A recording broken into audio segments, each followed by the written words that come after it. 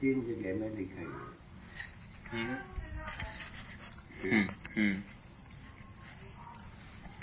तीनों वेदों का के बारे में, मैंने स्रोत के बारे में, आकाश में, आकाश से सुना, आकाशवाणी के रूप में, शारदा जी के वीणा से सुना, ब्रह्मा जी से मुख से सुना।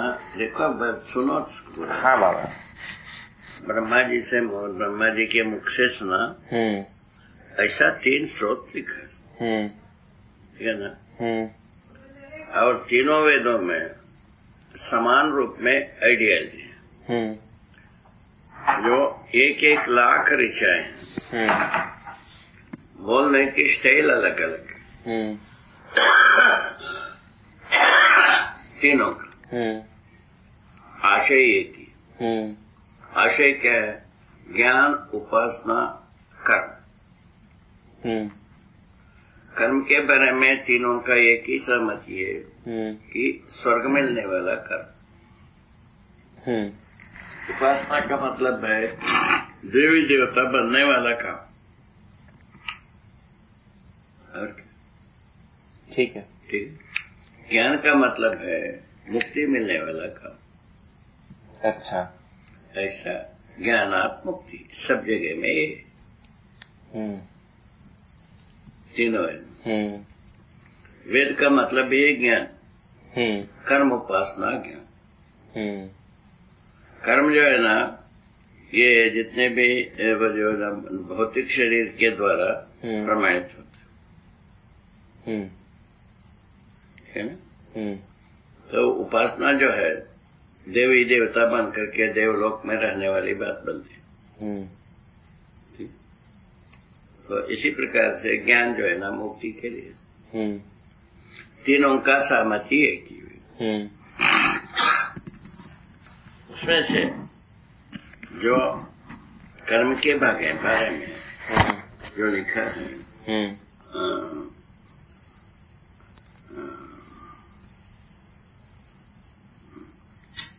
50% ऋचाएं कर्म के बारे में, 30% का उपासना के बारे में, 20% वो इस ज्ञान के बारे में। टोटल ऐसा पैकेज बना है।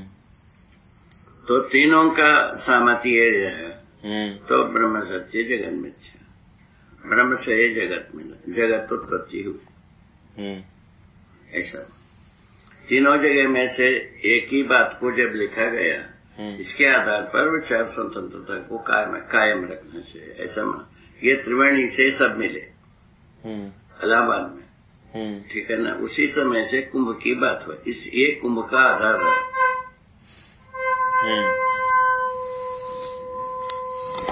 अच्छा। वो मिला करके वो कोई मुहूर्त में मिले थे, उस मुहूर्त का नाम लिया। अभी भी उसी मुहूर्त में कुंभ लगता है। उसके साथ जो है ना अमृत का घाटा आ गए, ये सब बात हो गए। ये अमृत का घाटा यही है जो मोक्ष मिलने वाला मार्ग मिल गया। ऐसा उस समय की बात। अभी उसको विचार स्वतंत्रता को वहां से कायम किया, विचार स्वतंत्रता का गेट बना दिया। विचार स्वतंत्रता क्या मनमानी होगी, तो विचार स्वतंत्रता निश्चित बात की होगी। वेद के अर्थ में विचार स्वतंत्रता होगी। ठीक है ना। वेद के बारे में क्या चलता? आस्तिकवाद। वेद विचार के सहमत संपन्न जितने भी अभिव्यक्ति है वो विचार स्वतंत्रता, ऐसा।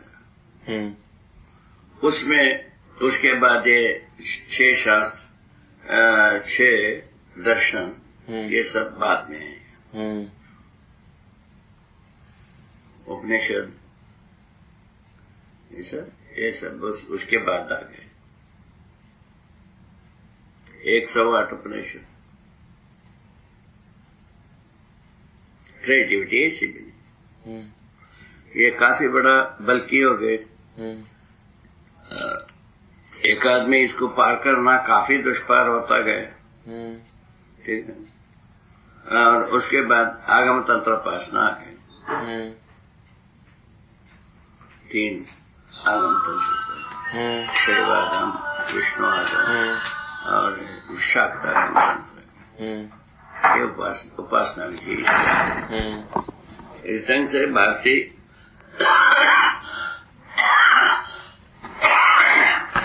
संस्कृति का संपदा मानो, मतभेद का आधार मानो, यही कुल मिलाकर के संपदा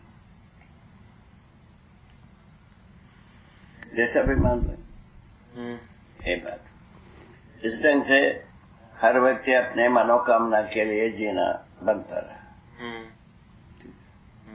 उसके बाद जो ज्ञान के लिए बनने के लिए प्रवृत्तियां हुई, ठीक है, ये प्रवृत्तियां हुई, उसका नाम हुआ ऋषिकुल परंपरा। मूल में ऋषिकुल परंपरा में बहुत सारे बात हुए। ये अभी ऋषिकुल परंपरा में अपने को डिसाइड नहीं कर पाते हैं इतिहास के अनुसार कि शाकाहारी थे, मांसाहारी थे। अच्छा, ये गड़बड़ी जुड़ते गए। एक कथा में लिखा है, कोई इलवलवा तापी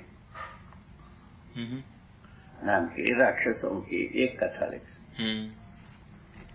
कोई नदी किनारे इलवलवा तापी अपना आश्रम बना के रहते थे। वो दूर से देख लेते थे कोई आ रहा है, ठीक है ना, आ रहा है तो उनको अपने घर में, अपने आश्रम में इसके लिए आमंत्रित करते थे। किसके लिए? श्राद्ध कर्म में भोजन के लिए आमंत्रित।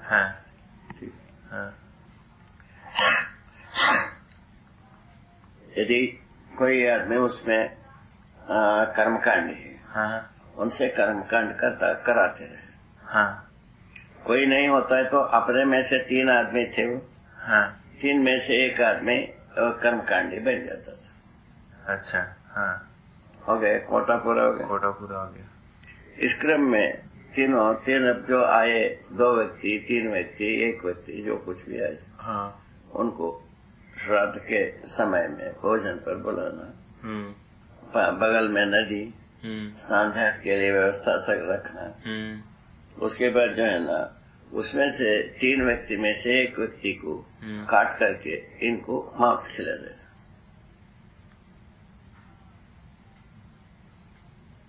ठीक है। उसके बाद जब ये बाहर निकलने लगे, उस वक्त में जिसको काटा था उसका नाम लेकर के बुलाना। ये जो ना जितने आदमी को खिलाया था वो सब मर जाना, पेट में से वो आदमी निकले ना।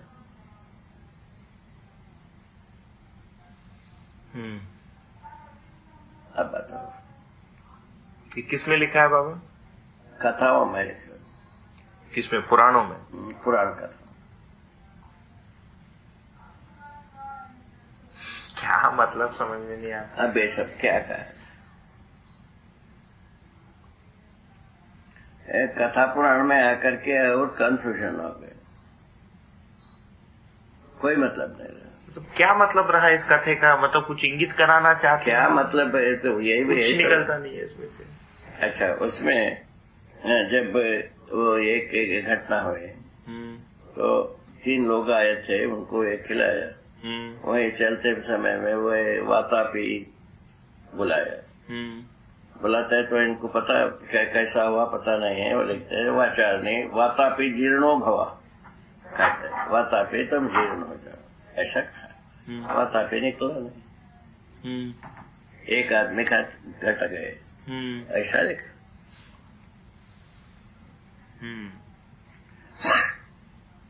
ये सब कथा भारत है।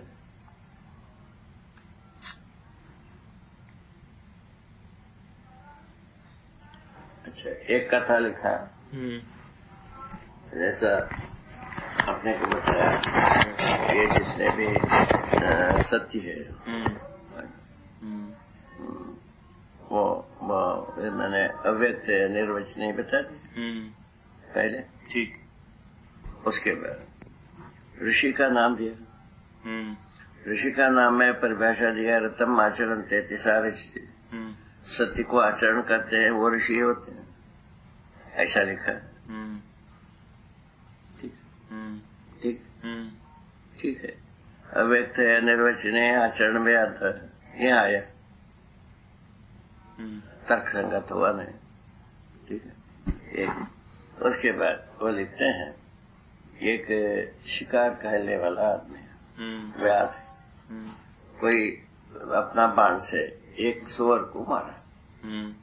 सुअर को जहाँ बाण लगता है वहाँ वो मरता नहीं, वो दूर भाग करके कहीं मरता है, उसके पीछे वो व्याध भाग।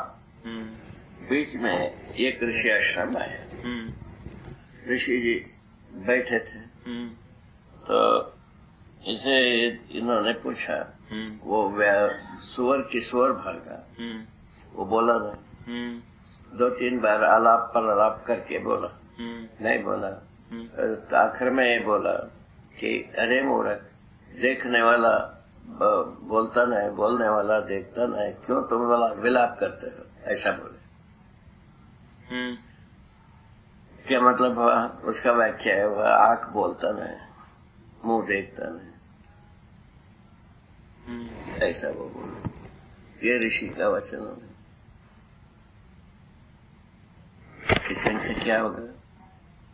कहाँ जाके कूटे सिर, बहुत सारे बात है। अच्छा, साथ में वेद में ये भी है, वो देवता इससे लड़ा, उससे ये लड़ा, सब लिखा।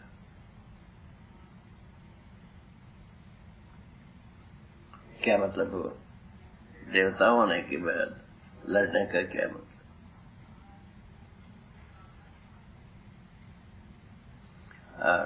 वो ज्यादा से ज्यादा असाध्य राक्षसों का जो निपटारा